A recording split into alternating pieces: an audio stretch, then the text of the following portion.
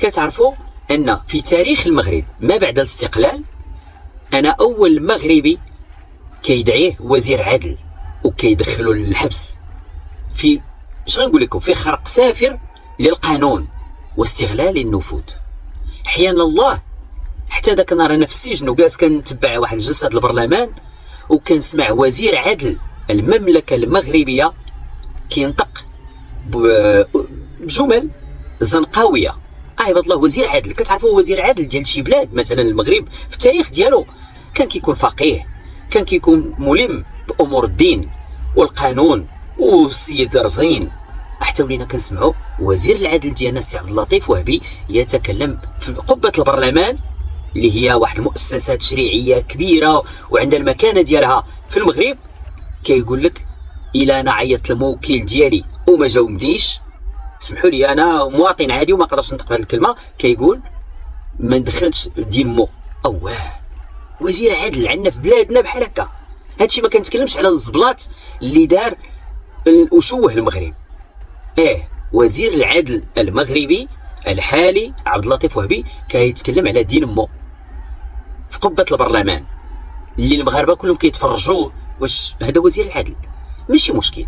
وزير العدل حط بيا شكايه كما حطها بصحفيين واحد العدد ديال الناس، ولكن بوحدي اللي ورك عليا.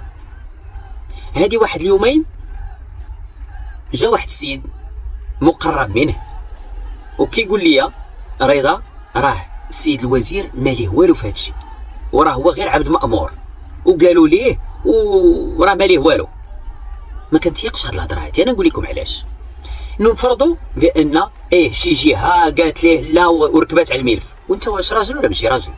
واش انت عندك المواقف ولا لا؟ واش انت كتعرف حاد غير تخرج العينين في المواطن المغربي البسيط؟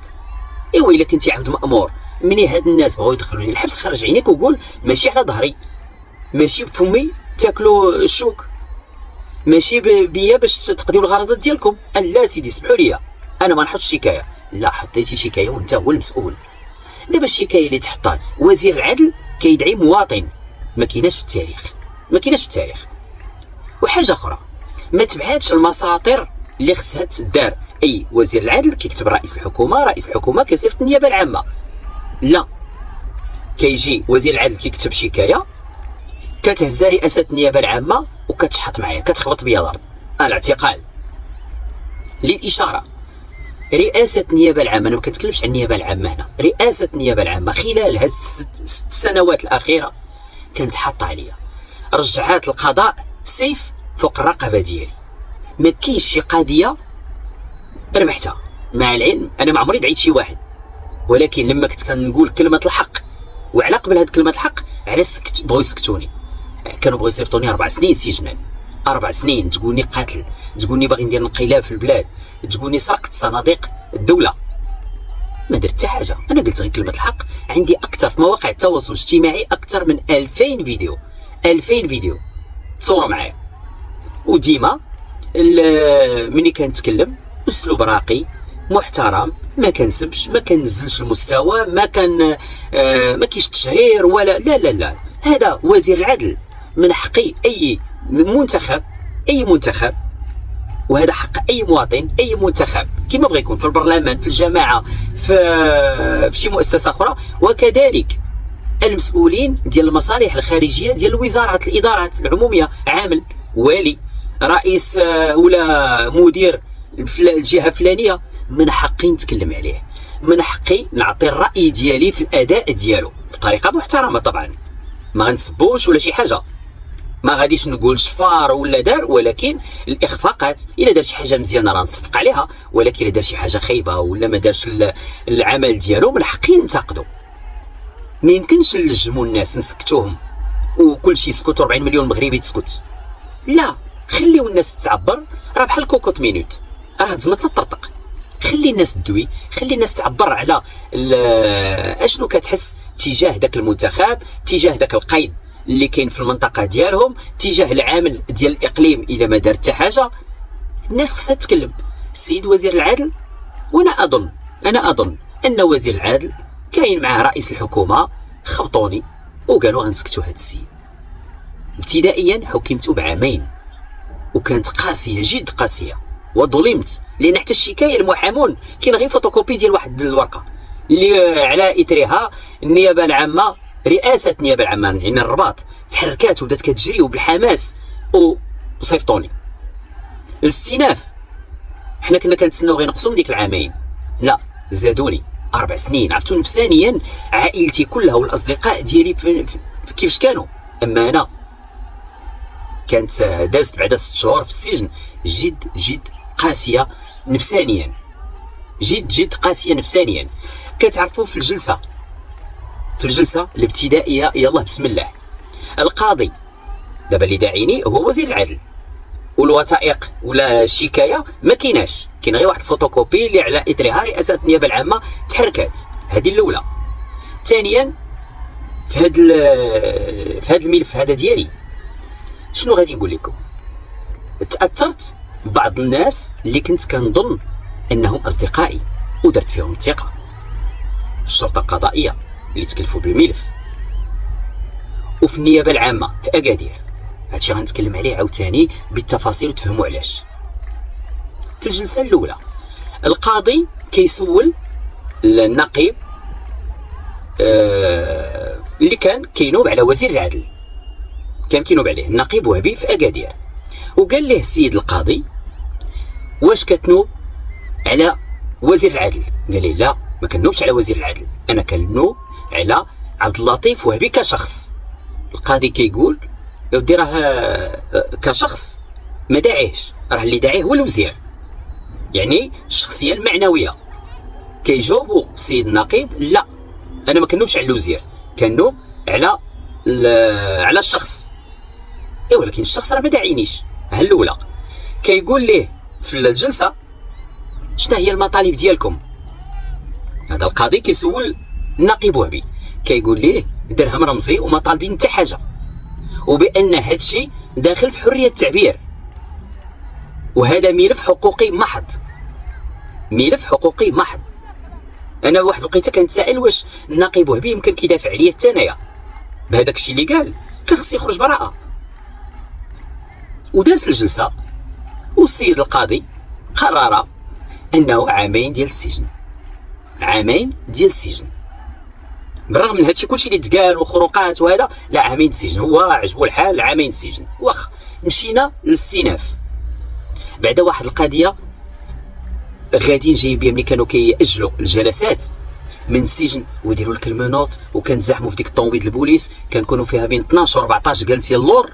عرفتوا شنو؟ الطوموبيله جايه كتجري من السجن وراجعه من ولا من المحكمه للسجن، غادا طايره حنا لداخل فران وفران، وغادا كتجري وكنا غاديين نتلاحوا هكا تلاح هكا، ما كاين فين تشد، ما كاينش السمطه، ما كاينش كرسي ديالك، جالسين فوق وحده ديال العود. وقالوا لي بعض السجناء قالوا لي راه الحمد لله 12 14 قال لي كنكونوا فيها اكثر من 20، ولكن عرفتي شنو هو ملي كتكون ضودان كما تهزينا حتى السما وتردخنا دار في الفيراج تلاحينا الجهه الاخرى كالي. انا بغيت نسول المديريه العامه للامن الوطني واش عندكم تامين بعدا على ديك الطوموبيل اللي هزت 12 وقال لك كتهز حتى ل 20 واحد، واش كاين شي تامين على داكشي؟ الله يحفظ الا وقعت شي واقعه. وعلاش ما كاينش كراسه؟ علاش ما كاينش كل واحد بالكرسي ديالو؟ الطوموبيل غادا دات السجناء راجعه بالسجناء ودايرين السماطي ديالهم، الله يحفظ توقع شي حادثه مشاو الناس. سي الحموشي بلا ما تحط بيا شكايه، حيت المره الاخرى لما خرجت من السجن 2020 وتكلمت على ظروف اللي كيكونوا فيها الناس اللي راهما في الحراسه النظريه لمده 48 ساعه في الكوميساريات، كذبتوني ودرتوا بيان حقيقه اللي هو كان كله كذوب، انا كنقولها، وتابعتوني في القضاء ونزلتوا عليا ب6 شهور، ونزل عليا القضاء ب6 شهور ديال السجن، 6 شهور، لانني قلت غير شنو كاين في الكوميساريه 2023 كيجي واحد الميساج ديال المديريه العامه للامن الوطني، كلشي داكشي اللي قلت كتاكدوا، حتى من الماكله ولاو كيجيبوها في الحراسه النظريه الفطور وغدا والعشاء، هي غير ساندويتش عادي ولكن احسن من والو اللي كنت ناديت به لما في 2020 كنت في الحراسه النظريه. الجلسه ديال الاستئناف كانت واحد الجلسه اللي تحكمت فيها اكثر من رائعه، اكثر من رائعه. الاساتذه هيئه الدفاع مستوى راقي، انا استمتعت بالمداخلات ديالهم. والله العظيم كنت فيلم هذاك الشيء الى يدرس في الجامعات. المداخلات ديال هيئه الدفاع كانت رائعه بزاف عاد. وبالرغم من داك الشيء 4 سنين حتى وليت كنتسائل واه كيفاش، وراه ما يمكنش سجنوني هكاك ظلما، تفبرك ملف، نزلوا عليا بعامين، نزلوا عليا ب4 سنين، ولا صلحوا المحامين وهيئه الدفاع والناس غادا جايه وصرفات من فلوسها وكيجيو الاكادير وياخذوا الفنادق ويجلسوا ويباتوا لغدا، وهاد الروين كلهم اللي القضاء غينزل عليا بها. ومن الاول ما غنديرش هيئه الدفاع، ما نجي نوقف تما وحكموا بلي بغيتو وصيفطوني. حتى من القاضي امام القامه ديال هيئه الدفاع، الناس اللي كانوا راه حقوقيين، ناس كبار كما قلت لكم في المحاماه. القاضي لما سالت الجلسه التي دامت حوالي واحد 10 سوايع، شكر هيئه الدفاع على قيمه المداخلات ديالهم. وانا قلت صافي عطينا البراءه. 4 سنين سيمانه من بعد نزل عليا ب4 سنين. حرام والله حتى حرام. لان واش استغلال النفوذ ديال وزير العدل اشنو؟ وتصوروا معايا دابا كون ما كانش صاحب الجلاله. يلا الناس كناديو على ملكيه برلمانيه، بغينا ملكيه برلمانيه. الملك كاين بحال ملك بريطانيا، ما كيحكم ما كيدير حتى حاجه، هو شرفي. كون 4 سنين باقي مليوح تما، كون 4 سنين ما نخرجش 2028، كون راني خرجت من السطي ولا محلو كاع واش خرجت من تما.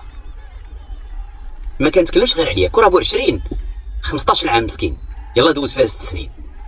كون الراضي، كون الريسوني، كون الاستاذ زيان بغينا حتى هو ان شاء الله يخرج، والناس ديال الريف حتى هما هادوك الشباب اللي مشدودين حتى هما ديال الراب وهادو. بارك علينا من هادشي. واش رجعنا لسنوات الرصاص؟ هذه الاولى. ثانيا شكون هاد الجهه التي تنسف المجهودات الملكيه؟ شكون هاد الجهه هادي اللي كدير العصافر الرويضه لجلاله الملك؟ كتعرفوا شنو هو الغلط اللي درت انايا؟ شنو انا غنسميه نقولوا غلط. كتعرفوا حنا في العائله وقت ما كان كيكون الخطاب الملكي من الوالد الله يرحمه والعائله وكل شيء، الا هو سقير في الدار كنتصنتوا الخطاب هكاك. راه واخا كنا صغار واخا ما فاهم والو، ولكن الوالد كيتصنت وعمامي المهم كلشي كيتصنت حتى حنا كنتصنتوا، وبقات قاعده كنتصنتوا. انا لما كبرت وهذا المهم وقلت السياسه وغندخل السياسه، كنتصنت الخطابات ديال جلاله الملك وتقت، وكنسمع هذوك الخطابات التقدميه، هذوك الخطابات زوينه اللي غاديه في صالح واحد المغرب افضل من هذا اللي كنعيشوا فيه. مغرب افضل، وديما غنطمحوا المغرب افضل. واخا نكونوا افضل بغينا افضل، بغينا حتى حنا نكونوا بحال اوروبا، بحال دول ناميه، والعيش الكريم، العداله الاجتماعيه وبزاف د الحوايج. هذا هو الغلط اللي درت، وكنتمنى نكون ما غلطش. وزير العدل خرج عليا، وزير العدل سرق 6 شهور من حياتي. انا قلت لكم كيما انا فرحان بالعفو الملكي بما انا خايف، ولا كيبان ليا بان حنا 40 مليون ديال المغاربه كنا سورسي، اللي بغاو يدخلوه الحبس غيدخلوه، اي فبركوا ليه الملف ويدير هيئه الدفاع ويدير اللي عجبو، غتمشي للحبس وغادي نحكموا عليك باش ما بغينا. واش ماشي حرام؟ واش ماشي مصيبه هذه؟ راه العداله هذه، راه البلاد اللي ما فيهاش العداله وما فيهاش الصحه العموميه وما فيهاش التعليم العمومي وعاد الثقافه والرياضه وغيرها، راه ماشي بلاد. وهذا الشيء علاش كناضل انايا، كناضل على مغربين افضل. دابا وليت خايف اي لحظه الدوي يصيفطوا لك البوليس يفبركوا لك ملف ويضربوك ب10 سنين. عرفتوا امام القاضي قال لي عندك حاله العود، يعني راه فايت شديتي في 2020 وعاود رجعتي. جاوبته وقلت لي راك عرفتي يا سيد القاضي كيفاش كان الملف بانه تلفق ليا وبانه واحد الرسول ضحك لان عارف اشنو داروا لي في 2020 وهذه قال لك حاله العود. وباش نضحكوا شويه هاد الخطره غيديروا لي حاله الجمل، يعني اجي نرجعوك عاوتاني لا. وانا ما قابلهاش وما قابلهاش لعائلتي اللي كرفستهم، خوتي مرمتهم، عيالات خوتي كرفستهم حتى هما. انا قلت لكم العائله كلها ديال طوجني، خوالي، نسابي في الجزائر مرمتهم مساكن، مرمتهم بجميع الجوانب، بحيث المستقبل ما بقاش كيبان ليا ولا كيبان ليا بشي شكل. زعما ديما خايف والخطر ديما كاين، واحد النهار يهزوك يديوك للحبس. اي واحد يمشي للحبس. ما كنحسش بالراحه ملي خرج، ما كنحسش بالراحه. كل خطره كتقول البوليس غيجي ولا شي حاجه غادي طرا. هذاك الشيء علاش بالنسبه للمستقبل ديالي وديال وليداتي، راه دابا كنذاكر مع مرتي مع وليداتي باش نشوفوا شنو غادي نديروا وشنو غادي نقرروا، لان المغرب اصبح خطر بزاف، ما ساهلش. هذا من واحد الجانب. كاين واحد القضيه، هو الناس ديال اداره السجون، سجن ايت ملول، وبغيت نشكرهم بزاف. هما راه ما داروا معايا حتى شي حاجه اللي هي خارجه القانون ولا يعطيك ولا يجيب ليك ولا ما يقدرش كاع الكاميرات وشي حاضيشي، ولكن ناس اكثر من رائعين. غادي نخصص لهم 2 فيديوهات، غنعاود لكم التفاصيل ديال اليوميات ديالي في السجن، وحتى مع الاداره ديال السجن ولا مع الموظفين. ومره اخرى بغيت نشكرهم بزاف عاد على التعامل الانساني الاخوي اللي كان معايا، ولكن شفتوا كيديروا مع السجناء.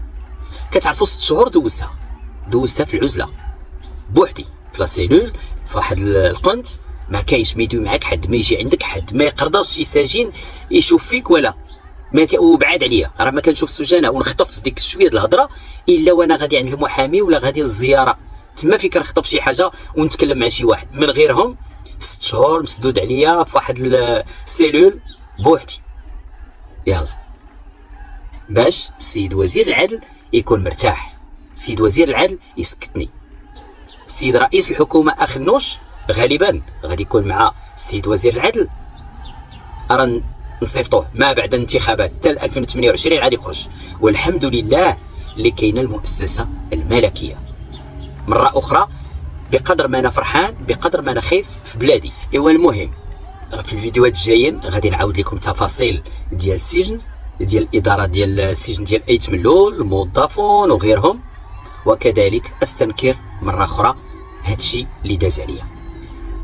ما يتسحبكمش راه حتى اليوم عاد ناضوا لي هاد الناس، لا انا راه نايضين ليا من شحال هادي.